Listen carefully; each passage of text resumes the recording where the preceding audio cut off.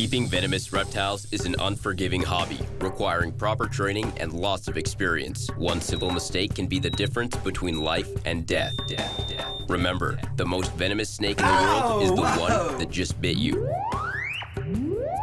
There are no venomous snakes with training wheels. Just because you see Viperkeeper handle snakes a certain way does not mean you should try it too. Well, we have great excitement here. Of course, Al is actually not even at work. He's had to go to the airport to pick up a shipment of snakes, and while he was gone, the green rocket decided to drop several slugs, and it looks like several babies as well. And of course, she's ready to take a swing at me, so I can't really get any closer safely. So let's see if I can zoom in a bit. There are some definite babies there with the slugs, and of course there's the very aggravated mom. I'm not going to stay too long. I don't know if she's still laying, so I don't want to disturb her too much, but great excitement. We have new snakes coming in from the airport and new babies coming in from her. Alright, these get... Here's one of the little babies. So... And of course there's Mom watching over.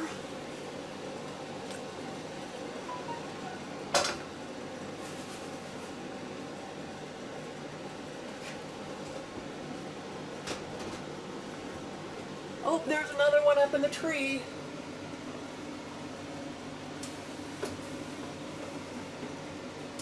Nicely done, Mom.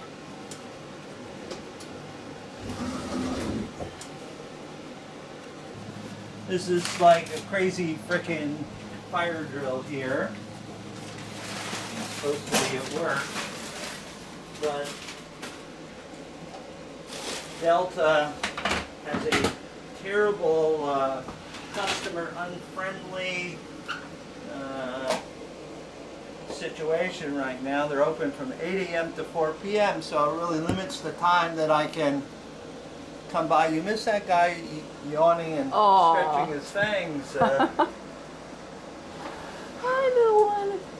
I know. Okay, so I think Mom might be done laying. I'm not sure, but she looks a bit defensive, so we're going to be really careful. And I think the best way to do this would be to temporarily hook Mom out, if that's at all possible.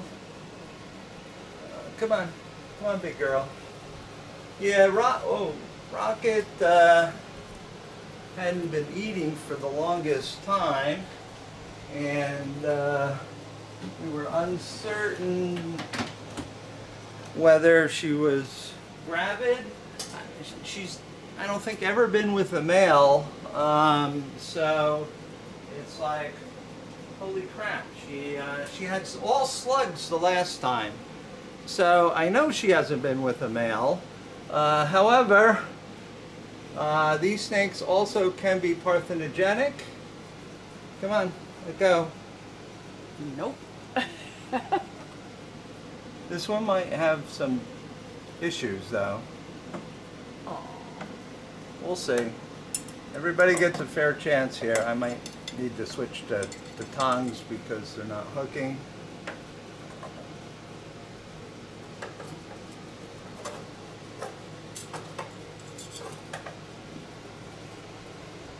Yeah, some of these have issues. Oh no.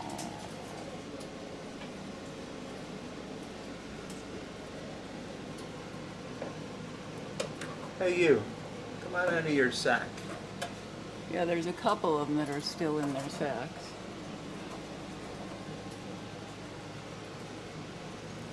Yeah, this one's got issues. Oh.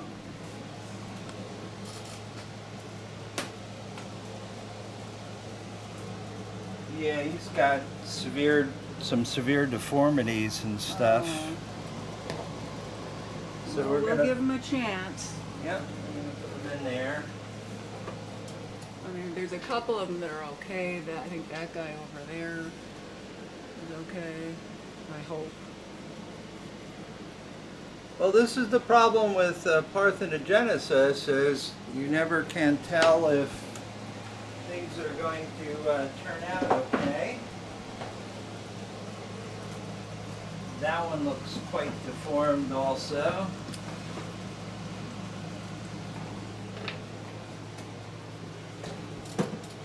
Hello, are you even alive?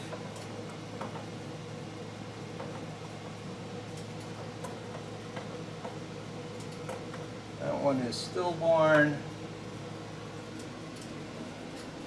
This one has deformities also. These may not end up to be very viable at all. I may actually have to euthanize them because with that sort of gross deformity. Oh, and it's such a beautiful snake. What a shame.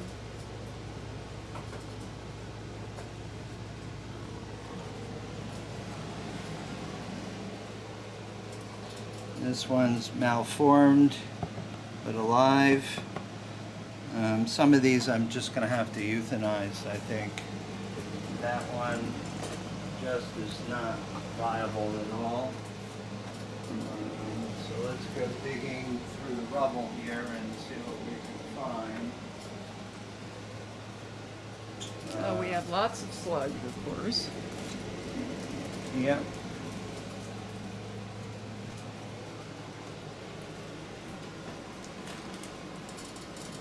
Hello, how are you? Are you good? Huh? Are you a good one? Yeah, looks like it might be. Well, it might be. Let's hope. We'll see. That one does also look like it's partially deformed. It has some spinal deformities.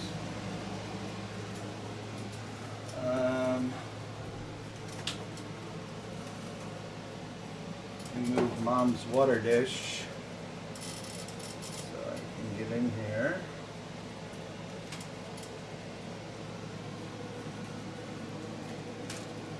You know, I think, you know, the fact that we've got some deformed individuals really sort of leads me to really think that these are parthenogenic birth. So let me collect these slugs. Now, we know that snakes hide in those holes, so Oh, yeah. it will go back in there and we'll be really cautious.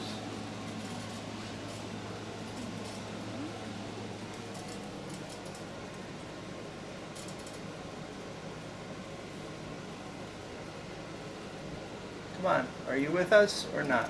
Huh? Looks like it's moving in there. Yeah, I know, but the other ones were in there moving, and this is another severely deformed one, I Oh, think. jeez. She tried. She gave it a good try. This one might be okay. Oh, feisty. Well, I know, but look, it might be just the skin, but that looks like it has skeletal deformities. Yeah, this is going to be an issue with these little guys. But luckily here, we really take good care of them and love them regardless. I will happily take care of them as best I can. If I can, you know, keep them going, I will do that. Yeah, everybody gets a fair chance here, but some of these are really quite far gone. Yeah.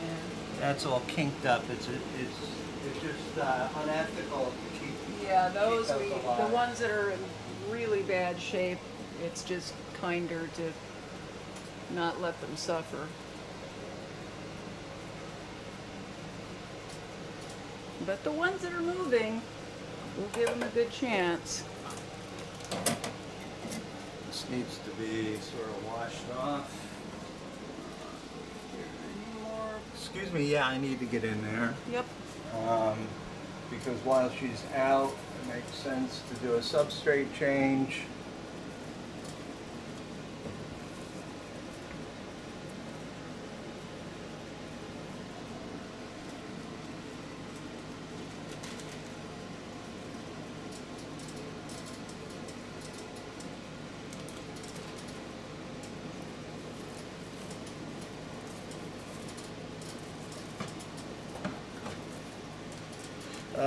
The ones that are deformed, since I think she has not been with a male, I will send these off to my friend Warren Booth and Gordon Schuett, who do science and research and publish papers on parthenogenic birth in different snake species and such. So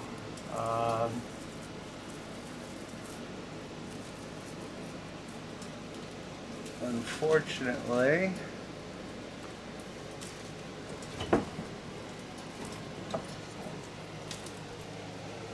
need to eyeball that carefully for any stragglers. I do not see any.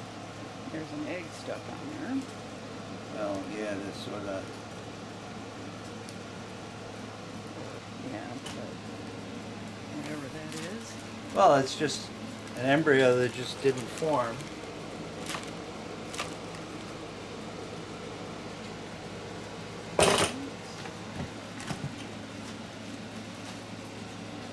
Those guys will. Oh, hello. Someone hiding back there. Hopefully you're okay. Come on, come on. He looks a little kinky too. All right, we'll see. Everybody gets a fair shot. We'll stick those for now. Hey, Mom. These are the definite. This will go into freezer and be discarded.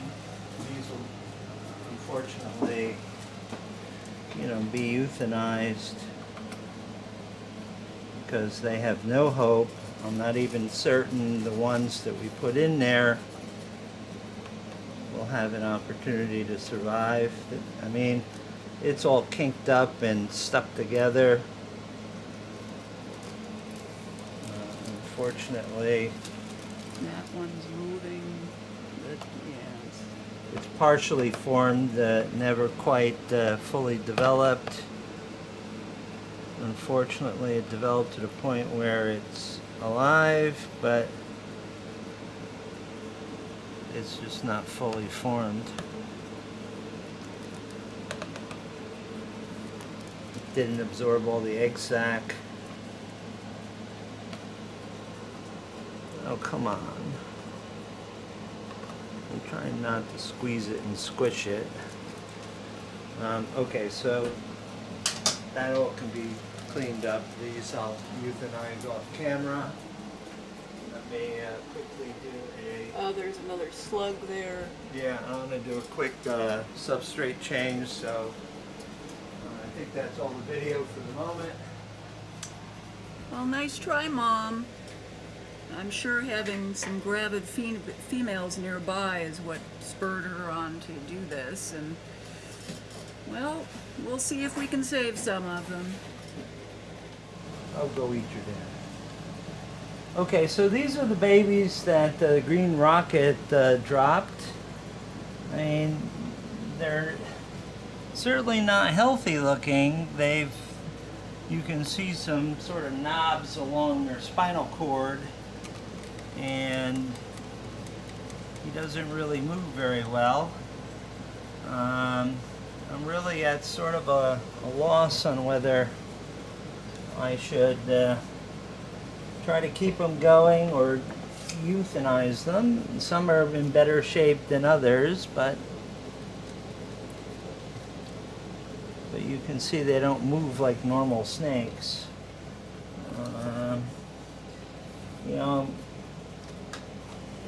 it's a really tough call. Hello there. I mean, it's a shame because they're really beautiful. Yeah, Beautiful snakes. and you know, in my heart, they deserve a shot. But you know, only, you know, I don't know if they're in pain or what the deal is. But we're gonna let them go for a week because it'll take them a week to do their first shed. So next weekend, I'll try to get some food into them if they're still with us, and then we'll play it by ear. It's really tough. And very disappointing when this sort of stuff happens, but this is the way things work out. Parthenogenesis and you know, some species, it's a crapshoot because the female is basically cloning herself, and the offspring only contain, you know, the female mother's chromosomes and no male chromosomes, and you know, we're not even sure how this happens. It does happen in a lot of snake species, more than we originally thought, but you know, it's tough getting perfect offspring out of the chute, even, you know, when normal copulation takes place and, you know, you have the right mixture of sperm and egg. When mom tries to do it all by herself, you know, there's a larger, higher chance of something going wrong, and it certainly has gone wrong this time around. So we'll just play it by ear for now that they're alive and sort of moving, and I can see the Vitis caudalis struggling, the female struggling to eat that morsel I gave her. I'm not going to disturb her, but she's wrestling with it. So the male is just sitting there. So maybe after the light's out, it'll eat. So that's all for now. You know, I forgot to check and annotate her file that she ate 2 hoppers last night, and she obviously wants another. Come on, don't be picky. What is it, not hot enough, huh? They get very picky if they're not. Yeah, this is clearly not hot enough. They only react to really hot ones. Alright. I gotta add some boiling water to this. Watch her.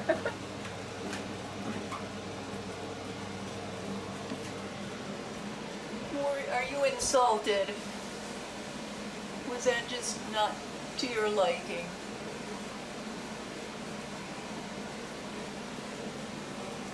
They can be, I mean, it doesn't matter how hungry they are, they can be very picky.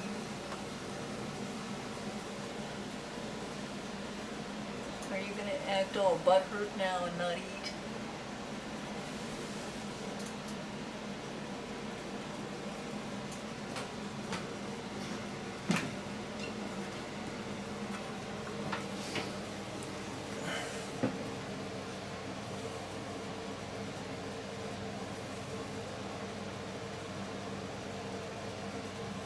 No, you're not quite into it, huh? Come on. You ate last night? Your eyes are bigger than your belly? Oh no. You decided you weren't going to pass that up. If you insist.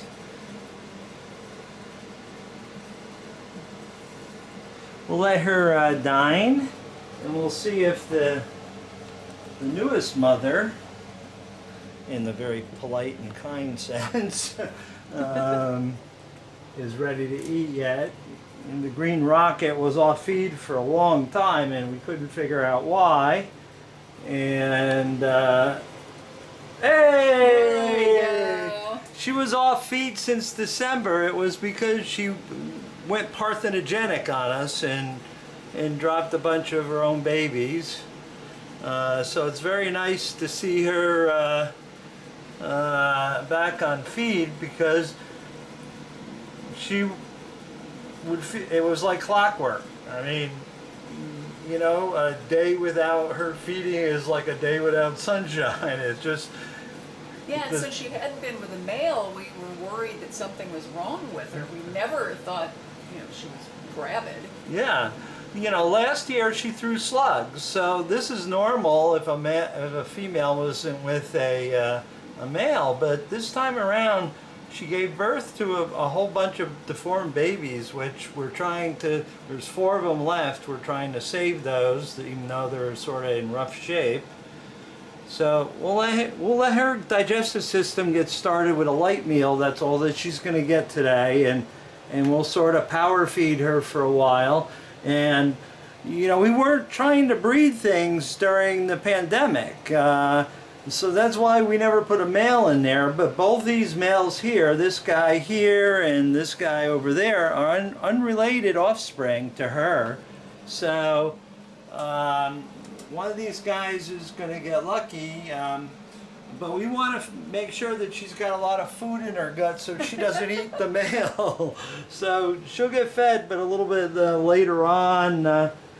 She'll get the male put in with her probably in September.